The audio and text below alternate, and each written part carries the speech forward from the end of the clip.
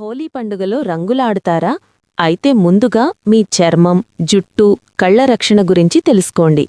రంగులు చర్మం లోపలికి వెళ్లకుండా ఉండాలంటే శరీరమంతా కొబ్బరి నూనె రాసుకోవాలి.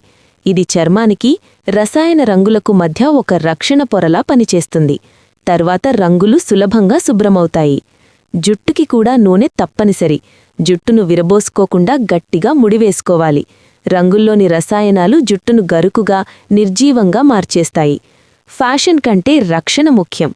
వీలైనంతవరకు శరీరం మొత్తం కప్పే దుస్తులు ధరించండి. సింథటిక్ కంటే కాటన్ దుస్తులు మంచివి. అవి దురదను తగ్గిస్తాయి. గాయాలున్నవారు తప్పనిసరిగా బ్యాండేజులు వేసుకోవాలి. లేదంటే రంగులు గాయాల్లోకి వెళ్లి ఇన్ఫెక్షన్ వచ్చే ప్రమాదం ఉంటుంది. కళ్లకు సన్గ్లాసెస్ ధరించండి. చెవుల వెనుక, ముక్కు వద్ద, పెదవులపై వాసిలిన్ రాసుకుంటే రంగు పేరుకుపోదు. రంగులు తీసేయడానికి డిటర్జెంట్ సబ్బులు, గట్టి స్క్రబ్బర్లు వాడొద్దు. ఇవి చర్మాన్ని దెబ్బతీస్తాయి. బదులుగా సున్నిపిండి, నిమ్మరసం కలిపిన మిశ్రమం వాడితే మంచిది. ముఖ్యంగా మూగజీవాలపై రంగులు చల్లకండి. వీధి సునకాలు, పిల్లుల చర్మం రసాయనాలను తట్టుకోలేవు.